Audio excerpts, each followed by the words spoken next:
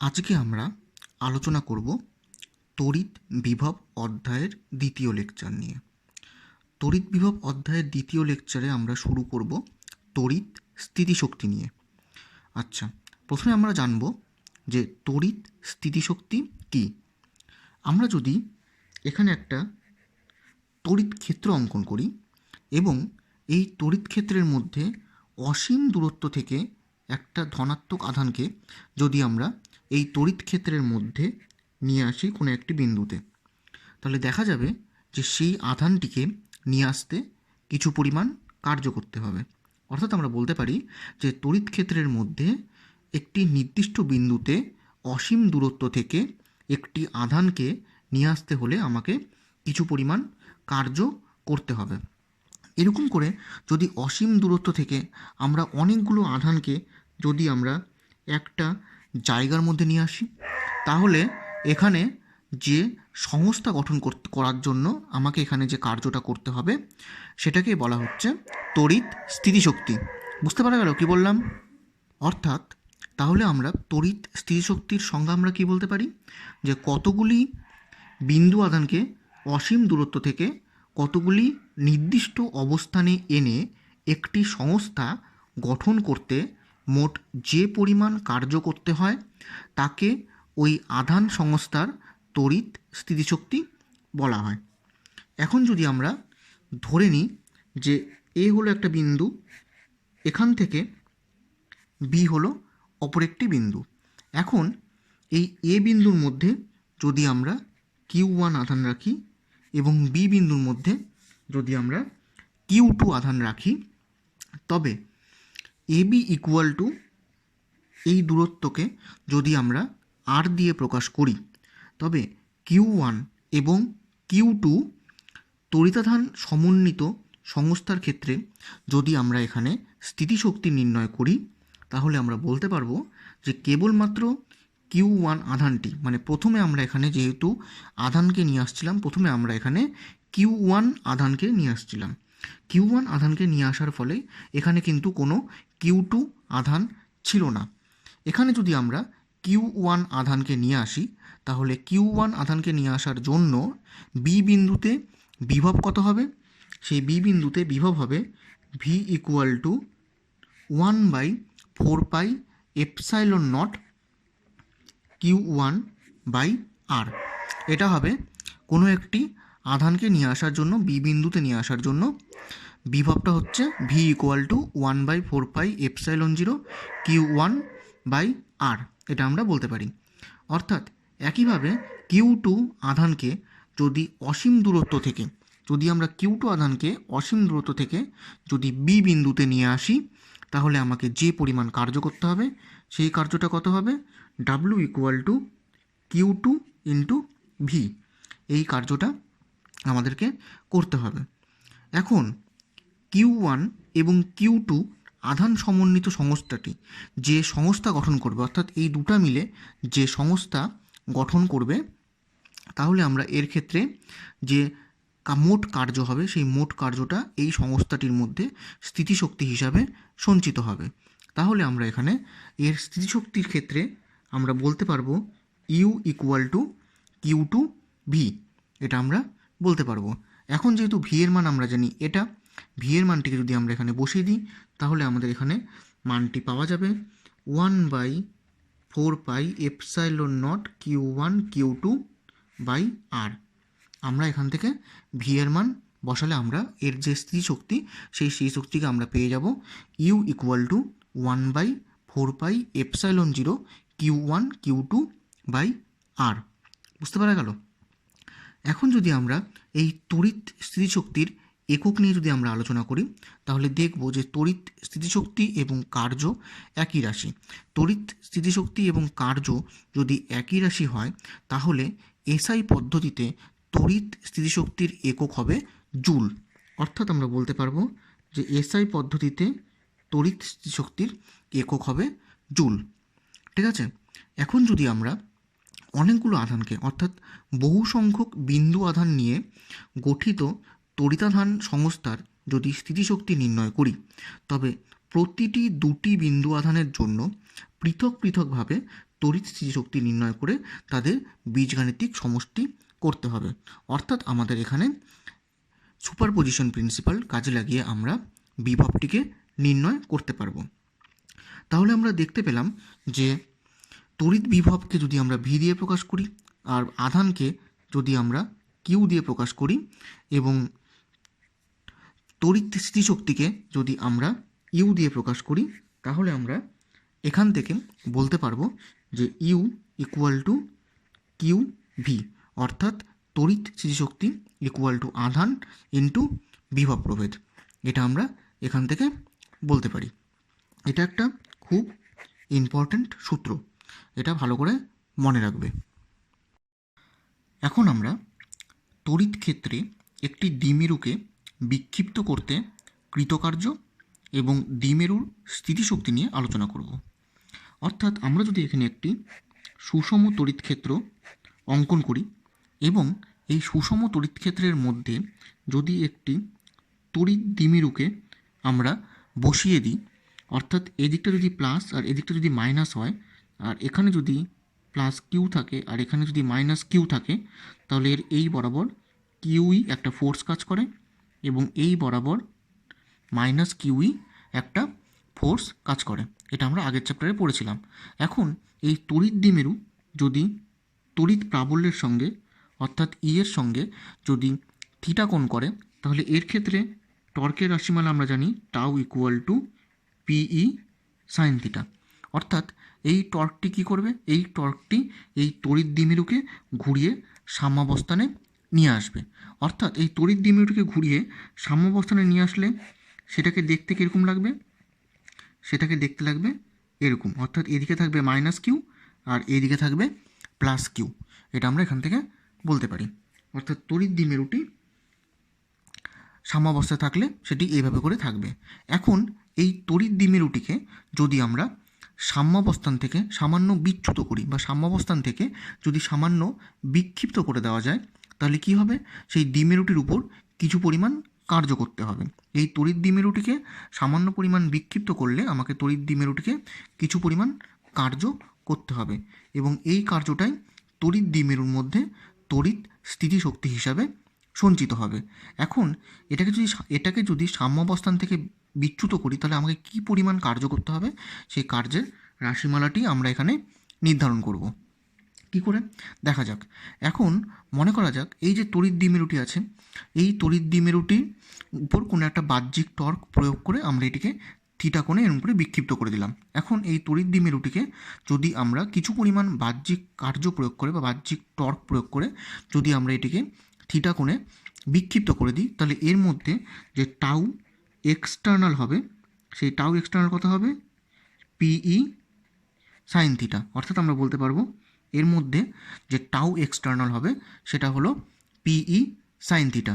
এখন কৌণিক সরণ থিটাকে বাড়িয়ে যদি আমরা মানে এই যে অ্যাঙ্গেলটা থিটাকে বাড়িয়ে যদি আমরা থিটা প্লাস ডি থিটা, যদি এটাকে আমরা থিটাকে বাড়িয়ে থিটা প্লাস ডি থিটা সামান্য পরিমাণ অ্যাঙ্গেলে একে যদি বিচ্যুত করি, তাহলে এর মধ্যে আমাকে কিছু পরিমাণ কার্য করতে হবে বা বহিস্থ এজেন্ট বা সংস্থাকে কিছু পরিমাণ কার্য করতে হবে।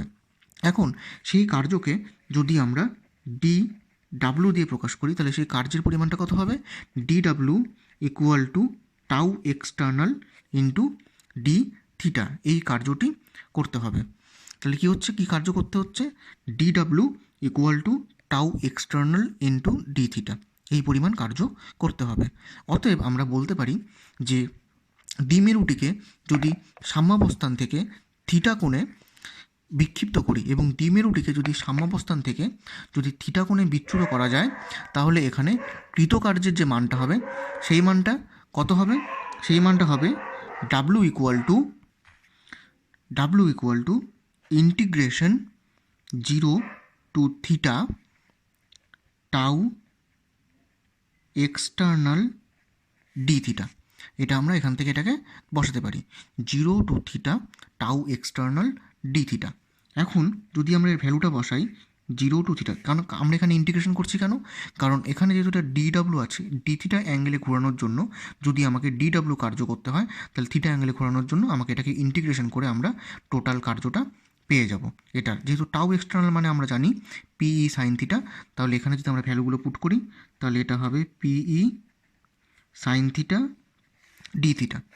এটাকে যদি আমরা ইন্টিগ্রেশন করি তাহলে এখান থেকে যেহেতু পিই কনস্ট্যান্ট, পিইটা বাইরে বেরিয়ে আসবে, আর এটা ইন্টিগ্রেশন করলে হবে minus cos theta, minus cos theta, এটা হবে লিমিট থিটা টু 0। তাহলে আমরা এখান থেকে এটা যদি আমরা লিমিটটাকে বসাই তাহলে আমরা এখান থেকে পেয়ে যাব PE into minus cos theta minus মাইনাসে প্লাস কস 0 ডিগ্রি, অর্থাৎ আমাদের এখানে ভ্যালুটা আসবে PE into 1 minus cos theta.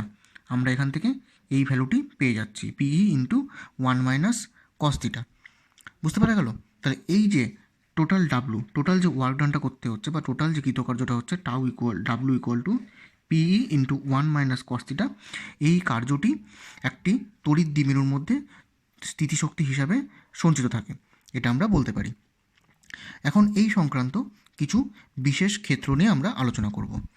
এটাকে যদি অর্থাৎ এই দ্বিমেরুটিকে যদি সাম্যাবস্থান থেকে যদি 90 ডিগ্রি কোণে ঘোরানো যেত তাহলে আমরা এটাকে কী বলতাম? অর্থাৎ আমরা 1 নম্বর কন্ডিশন বলতে পারি থিটা ইকুয়াল টু যদি 90 ডিগ্রি হয় তাহলে আমাদের ডাব্লু ইকুয়াল টু কত হবে? পিই ইন্টু 1 মাইনাস কস 90 ডিগ্রি, অর্থাৎ আমরা এখান থেকে বলতে পারবো পিই ইন্টু 1 মাইনাস কস 90 ভ্যালু যেহেতু 0, অর্থাৎ আমরা বলতে পারবো ডাব্লু ইকুয়াল টু পিই, অর্থাৎ কৃতকার্য হবে পি ইন্টু ই, এটা আমরা বলতে পারি।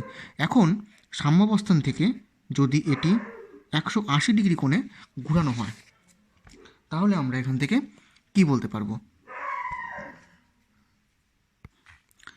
ডাব্লু ইকুয়াল টু হবে পিই ইন্টু 1 মাইনাস কস 180 ডিগ্রি। এখান থেকে আমরা পেয়ে যাব পিই ইন্টু 1 মাইনাসে মাইনাসে প্লাস 1, অর্থাৎ কারণ যেহেতু কস 180 ডিগ্রির ভ্যালু হয় -1, সেই জন্য আমরা এখান থেকে পেয়ে যাচ্ছি পিই অর্থাৎ 2 পিই। তাহলে আমরা এখান থেকে কৃতকার্য পেয়ে যাচ্ছি 2 পিই।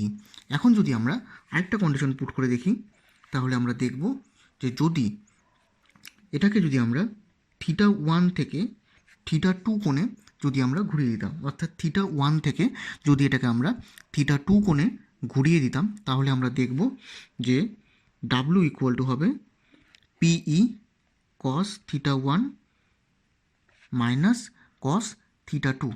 ঠিক আছে, এটা আমরা এখান থেকে বলতে পারবো থিটা 1 থেকে থিটা 2 কোণে ঘুরিয়ে দিলে আমরা বলতে পারবো W equal to PE cos theta 1 minus cos theta 2।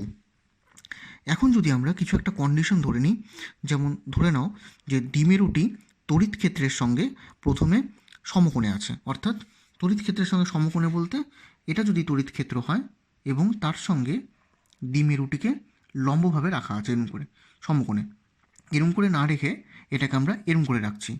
দ্বিমেরুটিকে যদি আমরা সমকোণে রাখি তাহলে সেই অবস্থায় এখানে যে আমরা যে বিভবটা পাবো সেই বিভবটা অর্থাৎ এখানে স্থিতিশক্তির যে পরিবর্তনটা হবে সেই পরিবর্তনটা কত হবে? আমরা পাবো ভি থিটা মাইনাস ভি π/2, কারণ আগে π/2 অ্যাঙ্গেলে ছিল, এখন থিটা অ্যাঙ্গেলে আসলো। তাহলে এখান থেকে যেটা আসবে সেটা হচ্ছে integration π/2 to theta PE sine theta d theta. এখান থেকে করলে আমরা এর যে ভ্যালুটা পাবো সেটা হবে মাইনাস পিই কস থিটা, এটা আমরা এখান থেকে পেয়ে যাব মাইনাস পিই কস থিটা। বুঝতে পারা গেল? অর্থাৎ এটাকে আমরা ভেক্টর ফর্মে লিখতে পারি P vector dot E vector. তাহলে আমরা কি বললাম যে যদি দ্বিমেরুটি তড়িৎ ক্ষেত্রের মধ্যে, ধরে না এটা তড়িৎ ক্ষেত্র, সেই তড়িৎ ক্ষেত্রের মধ্যে দ্বিমেরুটি যদি এরকম করে লম্বভাবে থাকে, তড়িৎ ক্ষেত্রের মধ্যে দ্বিমেরুটি যদি এরকম করে তড়িৎ ক্ষেত্রের মধ্যে দ্বিমেরুটি যদি এরকম করে লম্বভাবে থাকে তাহলে আমরা এখান থেকে ভি থিটা অর্থাৎ আমরা বলতে পারি যে V theta equal to V theta minus V pi by two. এই যে V theta minus V pi by two যেটা লিখলাম, এটা হচ্ছে বিভব প্রভেদের পরিবর্তন। অর্থাৎ বিভব প্রভেদের পরিবর্তন মানে স্থিতিশক্তির পরিবর্তন আমরা বলতে পারি। তাহলে স্থিতিশক্তির পরিবর্তন কত হচ্ছে? Pi by two theta PE sine theta d theta.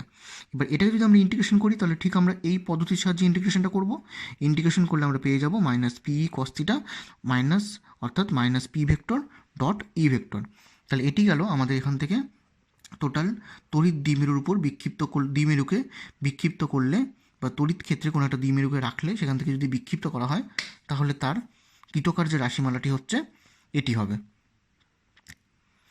তাহলে এটা আমরা এখান থেকে বের করতে পারি। এখন আমরা নির্ণয় করব যে তড়িৎ ক্ষেত্রে যদি একটি আহিত বস্তু গতিশীল থাকে তবে তার গতিশক্তির রাশিমালাটি কীরকম হবে সেটা আমরা এখানে দেখাবো। তো তড়িৎ ক্ষেত্রে আহিত বস্তুর গতিশক্তি আলোচনা করার আগে আমরা প্রথমে কিছু জিনিস বলতে চাই। কি কি? যে অভিকর্ষের অধীনে যখন কোনো বস্তু অবাধে উপর থেকে নিচের দিকে নামে তখন তার অভিকর্ষীয় স্থিতিশক্তি হ্রাস পায়। এটা আমরা জানি। যখন কোনো একটা বস্তু অভিকর্ষের অধীনে উপর থেকে নিচের দিকে নামে তখন তার অভিকর্ষীয় স্থিতিশক্তি হ্রাস পায় এবং পরিবর্তে বস্তুটি সমপরিমাণ গতিশক্তি লাভ করে। অনুরূপভাবে আমরা বলতে পারি যে যখন কোনো আহিত বস্তু কোনো তড়িৎ ক্ষেত্রে অবাধে গতিশীল হয় তখন বস্তুটি কিছু পরিমাণ তড়িৎ শক্তি হারায়, অর্থাৎ তড়িৎ স্থিতিশক্তি হারায় এবং তার পরিবর্তে সমপরিমাণ গতিশক্তি লাভ করে। বুঝতে পারা গেল কি বললাম? তাহলে এখন যদি আমরা ধরে নিই যে কিউ আধানে আহিত একটা কণা যদি তড়িৎ ক্ষেত্রের একটা বিন্দু থেকে, মানে ধরলাম এখানে কোনো একটা তড়িৎ ক্ষেত্র আছে, সেই তড়িৎ ক্ষেত্রের একটা বিন্দু থেকে অপর একটা বিন্দুতে যদি গতিশীল হয়, কিউ আধানে আহিত একটা কণা যদি তড়িৎ ক্ষেত্রের এ বিন্দু থেকে বি বিন্দুর দিকে যদি গতিশীল হয় এবং বিন্দু দুটির মধ্যে যদি ভি বিভব প্রভেদ কাজ করে, অর্থাৎ এই বিন্দু এবং এই বিন্দুর মধ্যে যদি বিভব প্রভেদ ভি হয় এবং তাহলে আমরা বলতে পারবো যে কণাটি কিউ ভি পরিমাণ স্থিতিশক্তি হারাবে। অর্থাৎ কণাটি কিউ ভি পরিমাণ স্থিতিশক্তি হারাবে। অর্থাৎ কণাটিকে যদি এ থেকে বি বিন্দুতে যেতে হয় এবং এ থেকে বি বিন্দুতে যাওয়ার জন্য যদি কৃতকার্য করতে হয় তাহলে কত পরিমাণ কৃতকার্য করতে হবে? W equal to Q V পরিমাণ কৃতকার্য করতে হবে এবং এই কৃতকার্য কী হবে? কণাটির মধ্যে গতিশক্তিতে রূপান্তরিত হবে। এখন যদি আমরা ধরে নিই যে কণাটির প্রথম বিন্দুতে অর্থাৎ এ বিন্দুতে গতিশক্তি, অর্থাৎ কণাটির এ বিন্দুতে গতিশক্তি যদি আমরা V1 ধরি এবং বি বিন্দুতে গতিশক্তি যদি আমরা V2 ধরি তাহলে আমরা এখান থেকে বলতে পারবো কণাটির মধ্যে যে গতিশক্তির পরিবর্তন হবে সেই পরিবর্তনটা কত হবে? আমরা বলতে পারবো যে কণাটির গতিশক্তির পরিবর্তন হবে EK equal to half M V2 square minus V1 square. এটি হবে কণাটির মধ্যে গতিশক্তির পরিবর্তন। এখন যেহেতু আমরা কার্য করছি W equal to Q V, তাহলে গতিশক্তি মানে কার্যকে বোঝায়, তাহলে আমরা এখান থেকে বলতে পারি EK equal to W। That means আমরা এখান থেকে বলতে পারবো EK equal to W। EK equal to W হলে আমরা বলতে পারি half M V2 square minus V1 square equal to Q into V. এটা আমরা এখান থেকে বলতে পারি। অর্থাৎ আমরা কি বললাম যে EK ইকুয়াল টু আমরা W বলতে পারি, অর্থাৎ half M V2 square minus V1 square equal to Q into V বলতে পারি। এখন যদি আমরা ধরে নিই যে কণাটি এ বিন্দুতে স্থির অবস্থায় ছিল, অর্থাৎ কণাটি যদি এ বিন্দুতে স্থির অবস্থায় থাকে তাহলে আমরা এখান থেকে এর V1কে ইকুয়াল টু 0 বলতে পারি। V1 ইকুয়াল টু যদি 0 হয় এবং বি বিন্দুতে গতিশক্তি V2কে যদি আমরা ভি ধরে নিই তাহলে আমরা এখান থেকে বলতে পারবো এর যে গতিশক্তি কত হবে? Half M V square equal to Q into V. Half M V square equal to যদি কিউ ইন্টু ভি হয় তাহলে কণাটির গতিবেগ কত হবে? √2 কিউ ভি বাই এম। এটা আমরা এখান থেকে বের করতে পারি। অর্থাৎ আমরা বলতে পারি যে কোনো একটি আহিত কণা যদি কোনো একটি তড়িৎ ক্ষেত্রের মধ্যে গতিশীল হয় তবে কণাটির বেগ কত হবে? V equal to √2 Q V by M. এটা আমরা এখান থেকে বলতে পারি। দেখে নাও টোটালটা ভালো করে বুঝতে পেরেছো কিনা। এবং এই যে সূত্রটা আছে, এই সূত্রটিকে আমরা কোথায় কোথায় কাজে লাগাতে পারি? বিভিন্ন পারমাণবিক এবং নিউক্লিয় পরীক্ষায় ইলেকট্রন, প্রোটন দ্বারা বিভিন্ন আহিত কণার বেগ নির্ণয় করতে এটাকে আমরা কাজে লাগিয়ে থাকি।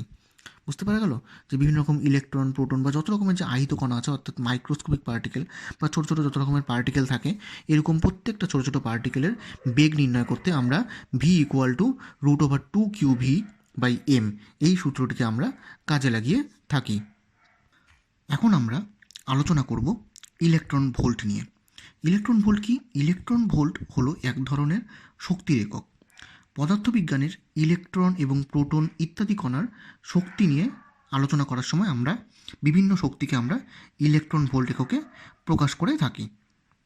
বুঝতে পারা গেল? তাহলে ইলেকট্রন ভোল্ট কি বলছে? যে একটি ইলেকট্রনের আধানের সমপরিমাণ আধান বিশিষ্ট, অর্থাৎ একটা ইলেকট্রনের আধানের, অর্থাৎ প্লাস ই, একটি ইলেকট্রনের আধানের সমপরিমাণ আধান বিশিষ্ট কোনো একটা কণা 1 ভোল্ট বিভব প্রভেদের মধ্য দিয়ে চালনা করলে যে পরিমাণ কার্য করতে হয় তাকে বলা হয় ইলেকট্রন ভোল্ট। অর্থাৎ একটি ইলেকট্রনের আধানের সমপরিমাণ আধান বিশিষ্ট কোনো একটি কণা 1 ভোল্ট বিভব প্রভেদের মধ্য দিয়ে চালনা করলে যে পরিমাণ কার্য করতে হয় তাকে বলা হয় 1 ইলেকট্রন ভোল্ট। বুঝতে পারা গেল? এখন যেহেতু আমরা জানি যে কৃতকার্য ইকুয়াল টু আধান ইন্টু, যেহেতু আমরা জানি যে কৃতকার্য ইকুয়াল টু আধান ইন্টু বিভব প্রভেদ, অর্থাৎ 1 ভোল্ট 1 ইলেকট্রন ভোল্ট, অর্থাৎ আমরা বলতে পারি যে 1 ইভি, ইলেকট্রন ভোল্টকে প্রকাশ করা হয় ইভি দিয়ে। তাহলে 1 ইলেকট্রন ভোল্ট ইকুয়াল টু কত হবে? একটি ইলেকট্রনের আধান, অর্থাৎ 1 ই, একটি ইলেকট্রনের আধান ইন্টু 1 ভোল্ট, এটা আমরা এখান থেকে বলতে পারি। এখন একটি ইলেকট্রনের আধান যদি 4.8 ইন্টু 10⁻⁻10 ইএসইউ আধান হয়, আর 1 ভোল্ট মানে আমরা জানি 1/300 ইএসইউ বিভব, এটা আমরা জানি। এখন যেহেতু, তাহলে এখান থেকে ক্যালকুলেশন করলে আমরা কি পাবো? 4.8 ইন্টু 10⁻, যেহেতু অর্থাৎ আমরা এটা ক্যালকুলেশন করলে পাবো 1.6 ইন্টু 10⁻⁻12 আর্গ, এটা আমরা এখান থেকে পেয়ে যাব। অর্থাৎ আমরা পেয়ে যাচ্ছি 1 electron volt equal to 1.6 into 10⁻12 erg. তাহলে এখন এখান থেকে কত আসছে?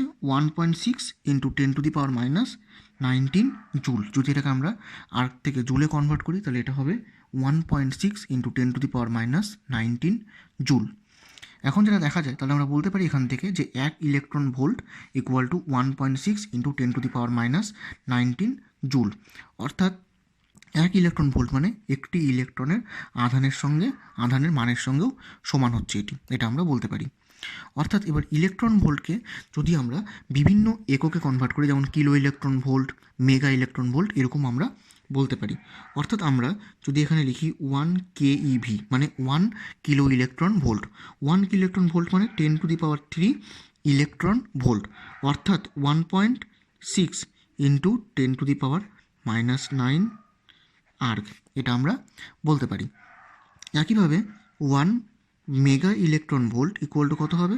10⁻6 ইলেকট্রন ভোল্ট, অর্থাৎ 1.6 ইন্টু 10⁻⁻6 আর্গ, এটা আমরা এখান থেকে বলতে পারি। তাহলে কিলো ইলেকট্রন ভোল্টও এক ধরনের একক হচ্ছে, আর মেগা ইলেকট্রন ভোল্টও এক ধরনের একক হচ্ছে, যাদের ভ্যালুগুলো কত হচ্ছে? 1.6 ইন্টু 10⁻⁻9 আর্গ, আর মেগা ইলেকট্রন ভোল্ট হচ্ছে 1.6 ইন্টু 10⁻6 আর্গ, এটা আমরা এখান থেকে বলতে পারি। এখন আমরা আলোচনা করব সমবিভব তল নিয়ে, অর্থাৎ সমবিভব তল কী জিনিস। কোনো তড়িৎ ক্ষেত্রে মধ্যস্থিত কোনো তলের সব বিন্দুতে তড়িৎ বিভবের মান সমান হলে ওই তলকে বলা হবে সমবিভব তল। কি বললাম? কোনো তড়িৎ ক্ষেত্রের মধ্যস্থিত কোনো তলের সব বিন্দুতে তড়িৎ বিভবের মান যদি সমান হয় তবে তাকে বলা হবে সমবিভব তল। অর্থাৎ আমরা যদি কোনো একটি বিন্দু আধানের জন্য যদি সমবিভব তলে যদি চিত্র অঙ্কন করি তাহলে সেটা কীরকম দাঁড়াবে? এখানে আমরা একটা বিন্দু নিলাম, অর্থাৎ বিন্দু আধান, ধরে নাও প্লাস কিউ আধান, তাহলে এখানে এটা হলো একটা সমবিভব তল, এটা হলো একটা সমবিভব তল, এটা হলো একটা সমবিভব তল, এরকম করে প্রত্যেকটা সমবিভব তল কী হবে, গোলাকার হবে। এবং এখান থেকে তড়িৎ বলরেখাগুলো এরকম করে যাবে, এরকম করে যাবে। প্রত্যেকটা ক্ষেত্রে তড়িৎ বলরেখাগুলো লম্বভাবে বাইরের দিকে বেরোবে। এটা আমরা এখান থেকে বলতে পারি। অর্থাৎ আমরা এখানে যে প্রত্যেকটা গোলীয় তল কল্পনা করলাম, এই গোলীয় তলের প্রত্যেকটা বিন্দুতে বিভবের মানগুলো সমান হবে। একইভাবে এই গোলীয় তলের প্রত্যেকটা বিন্দুতে বিভবের মানগুলো সমান হবে। তার মানে কোনো একটি বিচ্ছিন্ন বিন্দু আধানের ক্ষেত্রে সমবিভব তল দেখতে এরকম গোলাকৃতি হয়। এটা ভালো করে মনে রাখবে। এখানে অপর একটি চিত্র অঙ্কন করা হলো এবং এই চিত্রের মধ্যে যদি কোনো সুষম তড়িৎ ক্ষেত্র যদি আমরা নিই, অর্থাৎ এটা যদি কোনো একটা সুষম তড়িৎ ক্ষেত্র হয়, তাহলে সেই সুষম তড়িৎ ক্ষেত্রের মধ্যে যে সমবিভব তলগুলো কীরকম হবে, সেটা একটা প্লেন আকারের দেখতে হবে। প্রত্যেকটা এরকম করে প্লেন হবে সমবিভব তলগুলো। অর্থাৎ যদি এই প্রত্যেকটি প্লেন বা প্রত্যেকটি সমবিভব তল যদি খুবই কাছাকাছি অবস্থান করে, তাহলে সেখানে তীব্র তড়িৎ ক্ষেত্রের সৃষ্টি হবে। আর যদি এই সমবিভব তলগুলো যদি পরস্পরের থেকে অনেক বেশি দূরে থাকে, তাহলে আমরা বলতে পারবো যে তড়িৎ ক্ষেত্রটি হবে অসম প্রকৃতির, অর্থাৎ তড়িৎ ক্ষেত্রটি হবে দুর্বল প্রকৃতির। কাছাকাছি থাকলে তড়িৎ ক্ষেত্রটি হবে স্ট্রং, আর অনেক দূরে দূরে গেলে তড়িৎ ক্ষেত্রটি হবে দুর্বল। এভাবে করে আমরা একটি সুষম তড়িৎ ক্ষেত্রের ক্ষেত্রে তড়িৎ বলরেখাগুলো কীরকম দেখতে হয় সেটা আমরা চিত্রাঙ্কন করলাম। তাহলে বিচ্ছিন্ন আধানের ক্ষেত্রে আমরা পাচ্ছি এরকম গোলীয় তল, আর সুষম তড়িৎ ক্ষেত্রের ক্ষেত্রে আমরা পাচ্ছি এরকম প্লেন সদৃশ সমবিভব তল। বুঝতে পারা গেল? এখন যদি আমরা কোনো দুটি সমপরিমাণ আধানকে নিই, যদি আমরা দুটি সমপরিমাণ আধানকে নিলে তাদের মধ্যে যে সমবিভব তলগুলো দেখতে এরকম হবে। সমবিভব তলগুলো দেখতে এখানে যে নীল রঙের চিত্রগুলো দেখতে পাচ্ছ, সেই নীল রঙের চিত্রগুলো হবে সমবিভব তল। আর এখানে যে লাল রঙের যে ডট ডট রেখাগুলো গেছে, সেগুলো প্রত্যেকটা হচ্ছে তড়িৎ বলরেখা। তাহলে এখানে সমবিভব তলগুলো দেখতে কীরকম হচ্ছে সেটা আমরা বুঝতে পারছি। এখন যদি আমরা দুটো বিপরীত আধান নিই, দুটো বিপরীত আধানের ক্ষেত্রে এগুলো হবে সমবিভব তল, আর এখান থেকে এগুলো হচ্ছে প্রত্যেকটা বলরেখা। এই চিত্রগুলো ভালো করে মনে রাখবে। এখন যদি আমরা সমবিভব তলের বৈশিষ্ট্য নিয়ে আলোচনা করি, তাহলে আমরা কী বলবো, যে সমবিভব তলের উপরে স্থিত কোনো তড়িতাধানকে এক বিন্দু থেকে অন্য বিন্দুতে সরাতে কোনো কার্য করতে হয় না। যেহেতু আমরা জানি যে কার্য করতে হলে কি দরকার, বিভব প্রভেদ দরকার। যদি বিভব প্রভেদ শূন্য হয়, তাহলে আমরা বলতে পারবো যে সমবিভব তলের উপরে স্থিত কোনো তড়িতাধানকে এক বিন্দু থেকে অন্য বিন্দুতে সরাতে কোনো কার্য করতে হবে না, এটা আমরা বলতে পারি। আরেকটি বৈশিষ্ট্য আমরা কি বলতে পারি, যে তড়িৎ বলরেখাগুলি সবসময় সমবিভব তলকে সমকোণে ছেদ করবে, এটা আমরা বলতে পারবো। তড়িৎ বলরেখাগুলো সবসময় সমবিভব তলকে সমকোণে ছেদ করবে। আরেকটা আমরা কি বলতে পারি, যে তড়িদাহিত পরিবাহীর পৃষ্ঠ সবসময় একটি সমবিভব তল হিসাবে কাজ করবে, অর্থাৎ ওই তলের মধ্যে আধানগুলি সর্বদা স্থির থাকবে, এটি আমরা বলতে পারি।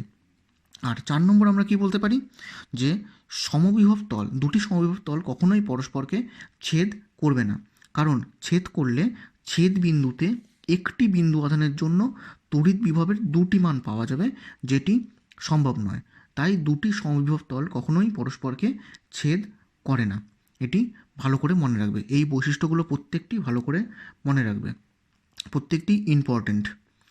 আজকের লেকচারে এতটুকুই, বাকিটা নেক্সট লেকচারে আলোচনা করা হবে।